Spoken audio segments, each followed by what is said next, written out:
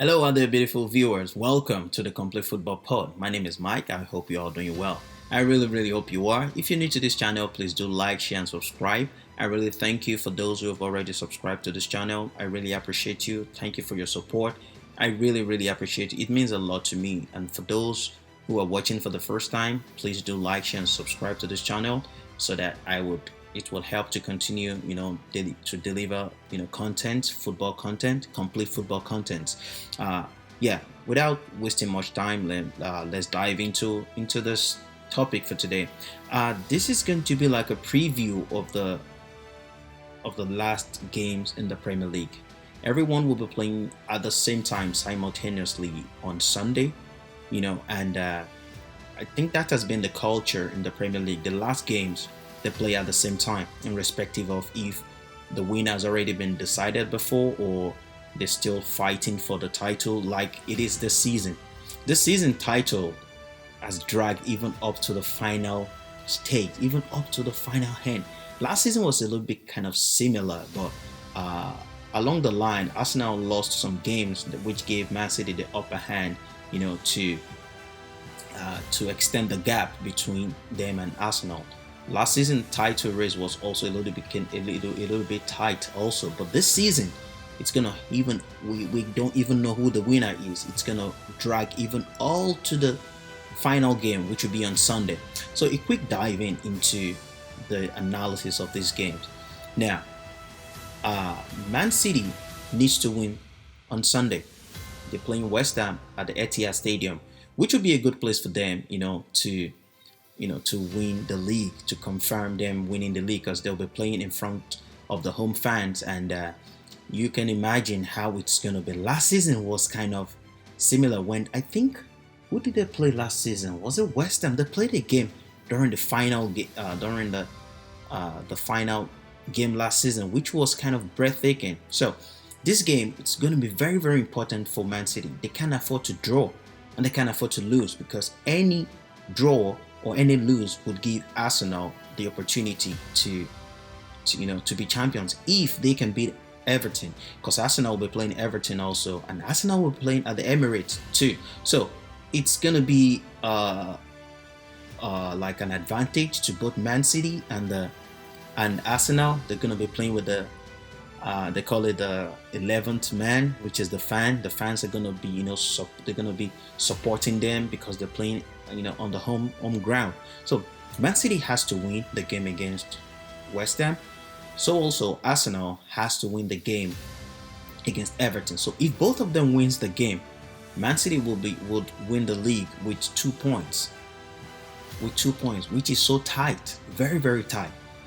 We can't see this season. My opinion, I think it has been a really tight race, and kudos to Arteta, kudos to Arsenal. It's like 2 years in a row now. Arsenal has been pushing, knocking at the door. I would say, my opinion, if Man City sleeps next season, the title is Arsenal's to grab, because in the Premier League right now, the only team I see, moving toward the upward trajectory is Arsenal. They're growing every season. 3 seasons ago was not like this. 2 seasons ago was better than 3 seasons ago. This season was better than last season. And I can imagine next season for Arsenal might be better than this season, because if they find the right players to sign just to give them depth into their squad, Arsenal is getting closer again. They're getting closer again. Like I said in one of my previous episodes, if Arsenal continues like this with this set of players, and they make good decisions, bringing in new players, I see them winning this Premier League anytime soon. If Arteta is not been sacked, because in football anything can happen. Next season Arsenal might start struggling, and that might be they might struggle for like 3 months, and the owners might not want to, they might not want to be patient with Arteta, and that Arteta might be fired. So in football anything is possible. So, but if Arsenal still keeps on moving like this, they're destined for greatness. So, like I said, they have to win the game. Man City also has to win the game, and if they win, if both teams win, Man City will end up being the winner 4 times in a row, the fourth time in a row, which is a great accomplishment for Guardiola, for Pep Guardiola, because the Premier League, it's not easy to win it 4 times in a row. 4 times. It's not easy. I mean, Guardiola is just an extraordinary manager. I've always echoed it anytime on this platform. For me, is the best coach ever. The GOAT of managers is Pep Guardiola. No doubt. It's very easy for me. It's Pep Guardiola. It's so good that even his students, Ateta is a student of Pep Guardiola. Even a student, the way they play, it's very.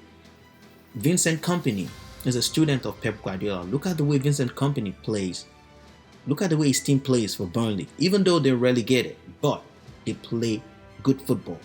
So that's Pep for you. He's an innovator. He creates new things.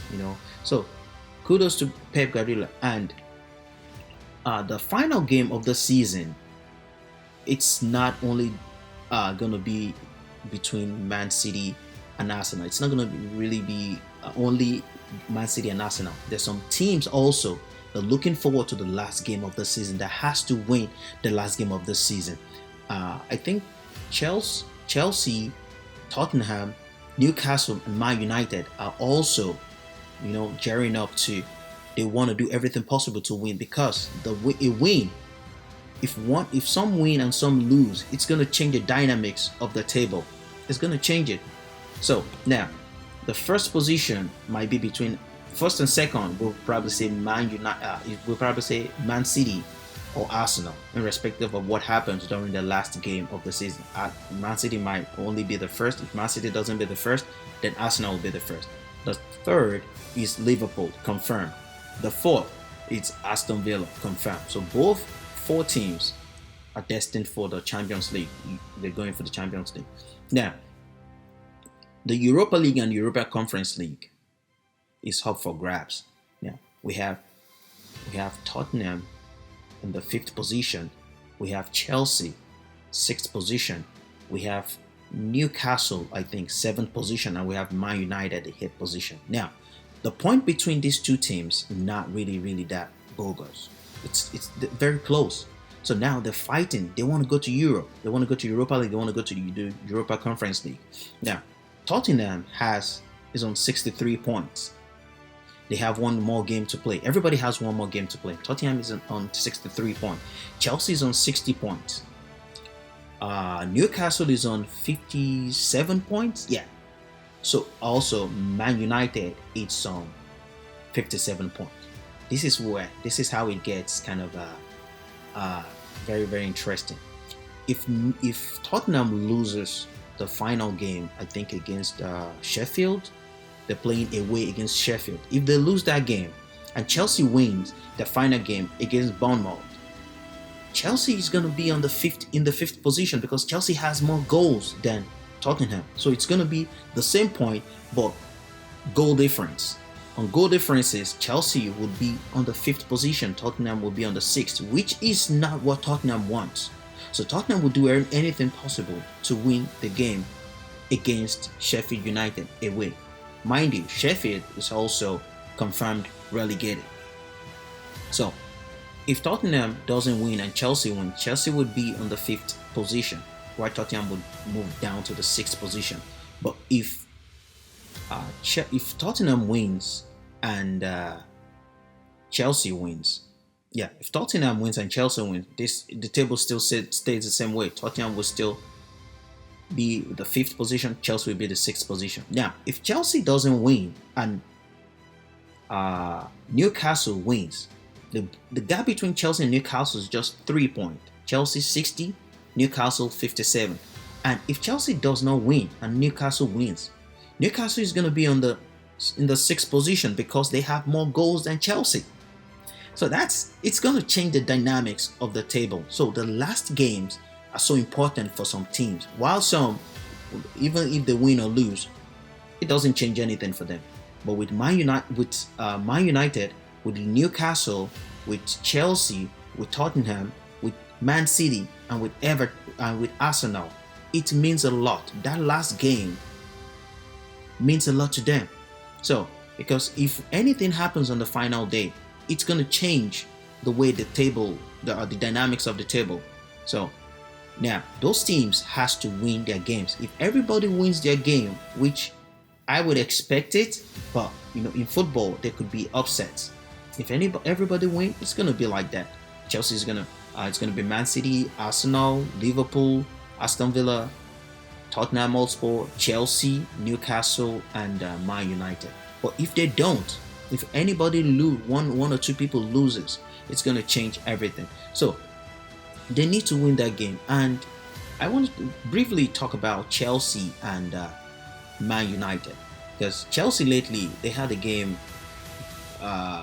They played Brighton, and the game against Brighton was kind of breathtaking, because Brighton has always been a problem for Chelsea for a while. If I'm not mistaken, Brighton is always, and I love this Brighton coach De Zerbi, and it's just that he's so unlucky this season because of this injury problem. Every team in this Premiership, league this season, has a lot of injuries. I don't know what happened this season.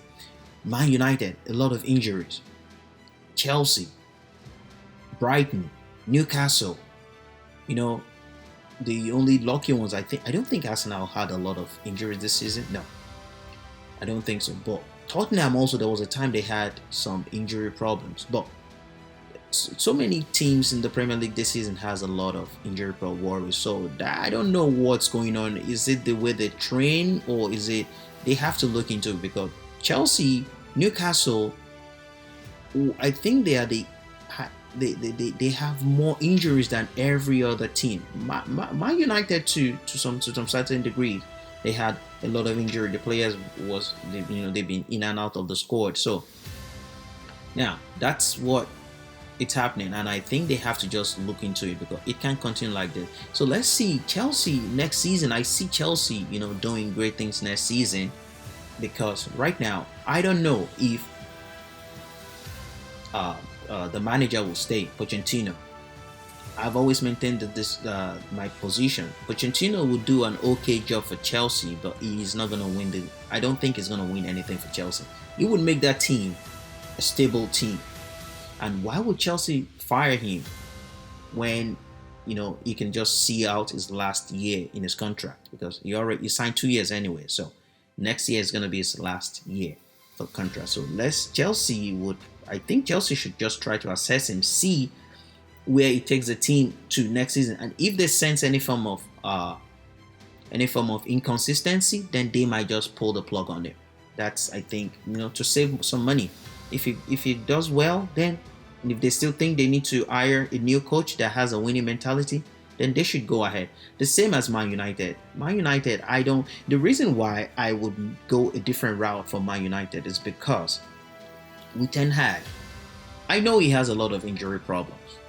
He has a lot. But when those players were available, you can't say what is Ten Hag doing. You don't see his fingerprint on this team. So that gives me the mentality that even if this player comes back, I don't think anything is going to change with Man United. I don't think so. They don't have a style of play. They don't have an identity. So what would happen if those player comes back? Would Man United suddenly have an identity? I don't think so. So that's my take on Ten Hag. That's why I think with those players coming back, I don't think it's going to change anything for Man United. Because if it does, you would see, even with these players he has, let's say he has a lot of injuries, fair enough for him.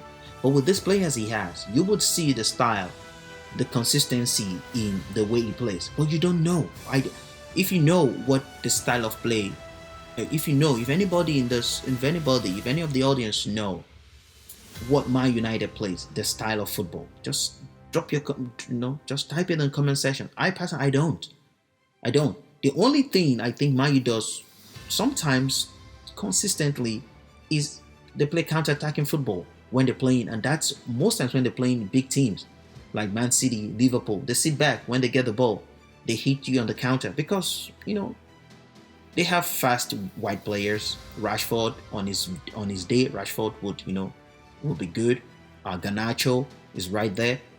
Hoyland, even though he's not really, he's fast in my opinion, but it's not as fast as Rashford and Hoyland. So that's how Man United play. You can't really say this is Man United's identity. Do they play direct football?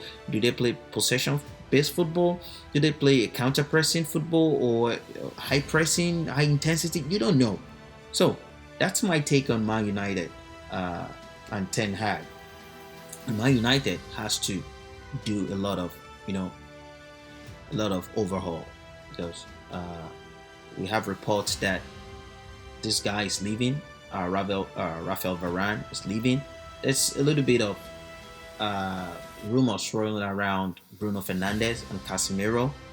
It's possible if Mayu finds good prices for them, Mayu might sell them. They might sell them. So that's what Man United is, doing, and I think Sir Jim Ratcliffe would probably do something to, to stabilize the ship. So that is going to be the end of this podcast. Please drop your comment in the comment section. What do you think about the title race? Who do you think will be the winner? Do you think there will be an upset in the last game of the season? Let me know your thoughts in the comment section. And if you've not subscribed yet, please do like, share, and subscribe to this channel. Thank you so much for your time. Thank you for staying with me. Bye.